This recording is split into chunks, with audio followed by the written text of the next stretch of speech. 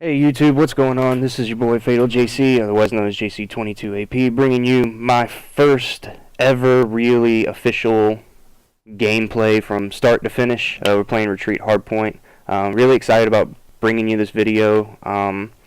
Here I'm playing a little bit of ranked play, and using my LMG.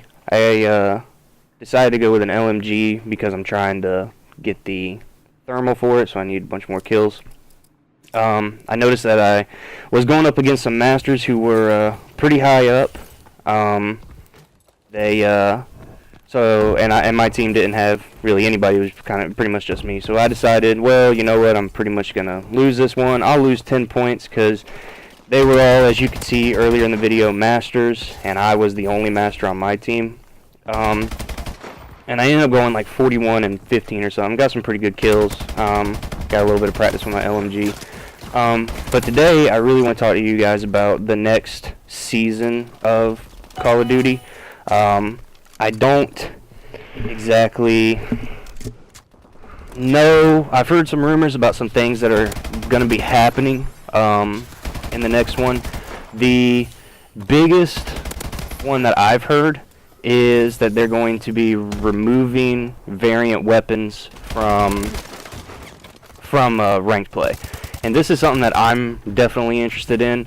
As you can see, I'm using the Amelie Subverter, which many would consider one of, if not the best one. And I'm not really on the fence at all about this. I'm really excited because, you know, one gun that I don't have that I wish I did was the Obsidian Steed, and I know you're just like me. You're sitting there and you may not be having the Obsidian Steed or another weapon like the HBR Insanity or something. You may be saying to yourself, oh my gosh, if I only had this gun in ranked play, these guys wouldn't be melting me or doing all these crazy things to me. And that's kind of where I'm at. Removing the ability to use variant guns really definitely levels out the playing field. No longer are you going to have an ASM-1 Speakeasy or a Magnitude or something that's got its upgraded range or its upgraded fire rate or whatever. Now you got to use the base gun, and it really helps you see just how good you are whenever it comes to following the MLG and the UMG rules. So this is definitely something that I am all for. I've also heard the rumor that since MLG has added it was a Havoc DLC map. I can't remember what it was. I can't remember exactly what it was. But anyways, they added a Havoc DLC map to tournament gameplay. And somebody I heard in a ranked lobby say, you know, hey, they're gonna have this, so if you don't have the DLC, you're not gonna be able to play. I don't think that they would do that. I don't think they're going to put it in the rotation here if Havoc is still something that you have to have or have to pay for if it's not going to be in the regular rotation. And plus, it's only in the tournament rotations. I mean, not all of us are tournament players, so I really don't see that happening. And then another thing, a huge issue that I have with the current ranked play system. And you'll actually see it here at the beginning of this game. So, or at the end of this game. So, I don't know what Sledgehammer was thinking. I don't know how they have this whole favored and unfavored thing playing out. I don't know what was going through their head. Anyways, as you can see here, during this gameplay, you've seen me kind of flash at the scoreboard, kind of see what's going on and everything like that, how my teammates are doing, if they're even doing anything. And I've got a guy drop out.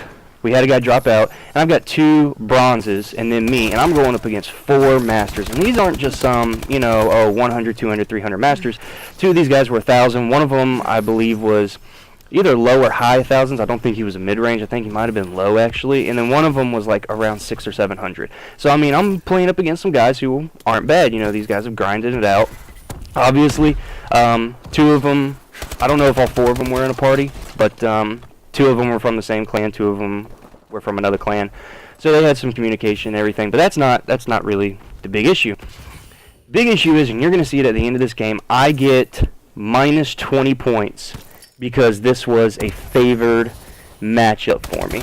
Now, Tell me if this is working out. Forget the fact that they're even together or whether they have mics or anything like that. Should somebody who's not even a 2000 master lose to a team full of masters whenever he has a team full of bronzes, and lose, or should they lose those 20 points? Should it be a favored matchup? And at the end of this game, I actually started recording this right after this game was done, because, and I'm hoping this kind of circulates through the YouTube community, because this is something that needs to be brought up for the next game or any other ranked play system. Now, I didn't play the Black Ops 2 game, so I don't know exactly how ranked was done. Everybody says that it was absolutely amazing, that Advanced Warfares and Sledgehammers, they just didn't do it right or anything, so whatever. But I'm just kind of not understanding why the game is saying that you lost a favored matchup when I'm sitting there with bronzes and I'm going up against a team full of masters. I've also had it happen, I'm sure you have. You're playing a search and destroy game or something, you might be doing okay, but off the bat, after first round, even if you win, or most of the time if you lose, you'll sit there and you'll drop somebody. And everybody knows in a search match, you know, whenever you don't have that fourth person, and you're doing a 3v4, it really makes it difficult. Really does. I've actually learned through this that I would much rather have 4 in search, which I usually didn't mind back in the day. Having just me against 4, I'm like, I could do it. I'd much rather have, you know, 2 on 4 or 3 on 4 if they're good enough in a respawn match. Excuse me for a sec. This is something that I don't understand, and maybe one of you guys can leave down in the comments and answer this question for me. How do they determine whether it's favored or unfavored? They can't be going by the amount of points that each team has, because I got I have 2 bronzes on my team. I did have 3 bronzes on my team, and I'm a master. Already, just one of those 2000s outranks both of us, or all 4 of us. So they can't be going by how many points you have, and they can't be going by the ranks. I mean, I'm sure you guys have sat there in a match and said, you know, what's going on? Why am I losing this whenever these guys are all masters? Or why are we losing this amount of points whenever they're all masters and I might be a master or even a diamond or something? Why am I losing it? So I don't know if they did it by like efficiency, like your win-loss ratio, or some percentage, but if one of you guys could definitely leave in the comments and let me know if you know exactly how they are doing it. I'd really appreciate it. And we just finished the match. Obviously, as you can see, I barely went for the hard point. I just kind of moved over there to get kills because these guys were running it pretty hard. So, anyways, that was just a little bit of info about the next season that I've heard, rumors and everything. And as you can see all the ranks right there. And you'll see right here at the end of this video where I lose 20 points, so I am 20 points lower. Appreciate you guys stopping by, and I will see you next time.